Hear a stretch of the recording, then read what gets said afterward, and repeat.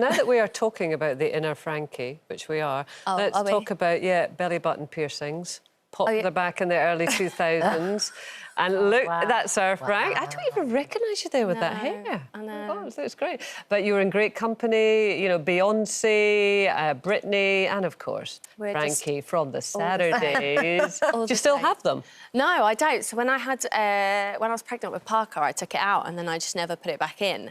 But now I've got this, like, most people who have had babies and had a piercing when they were younger, you get this, like, kind of overhang now over your belly button where it used to be. So sometimes I do think, I wonder if I put it back in, would it kind of disguise the little sad, saggy bit over my belly button and kind of, I don't know, reinvent the belly button? Yeah, that's just give me an idea, actually, because I've got one of those sad-faced belly buttons, like, and it's getting longer. Like, maybe if I did a double one and just hooked it up. I could hook it up with diamonds. You could maybe get some, you know, that invisible thread.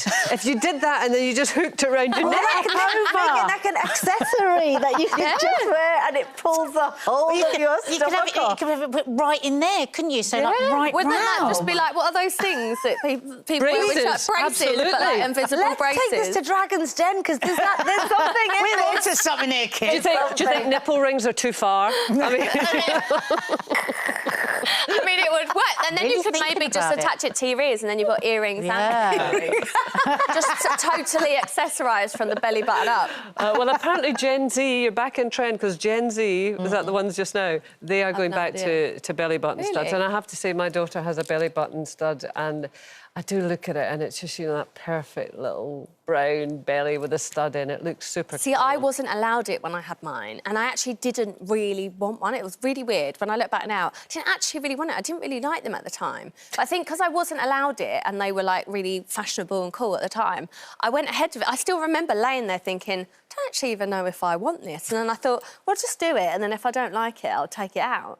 So I kind of went through it. My mum hated it, bless her. Right. But I do, when I look back at pictures, I'm like, oh. Yeah, it does look really nice. Did you like the fact that your mum hated it?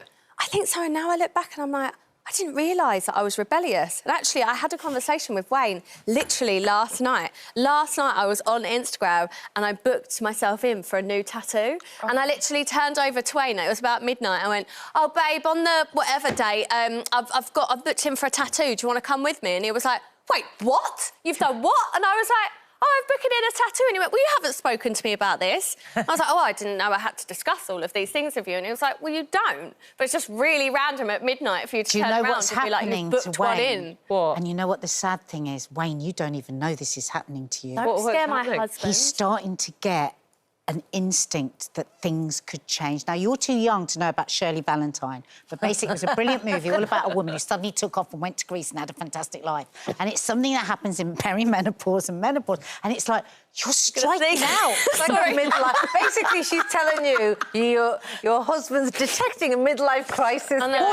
Quarter life. Well, luckily, because of COVID, it makes it a little bit more difficult for me to go away. So no, that would be something else. So do you know what you're going to get and where you're going to put it? Well, I always say to the boys, I love them more than the world. And I wanted a tattoo, because I've got 4 tattoos, and I wanted one in homage to the boys, but I didn't want just their names or anything. Right. So I've decided I'm just going to get more than the world tattooed somewhere. And I'd seen this artist online that does really lovely, beautiful writing. So I was like, oh, I'm just going to do it. And that was literally my thought process. I saw someone who I liked their style, messaged them, asked to book it, and that was it. I don't know where yet. I haven't made the decision. Could we have a viewer's poll? Kaye, I know you're particularly concerned about the fact that I haven't given this much thought. I am. I'm worried. I have to say I'm going to take my little Frankie afterwards and just sit down with you and have a little chat about it in a kind of motherly way. I'm worried about it. Wayne will be ringing you. So what did she say? No. Get Wayne to watch Shirley Valentine. Yeah, no, don't watch Shirley Valentine.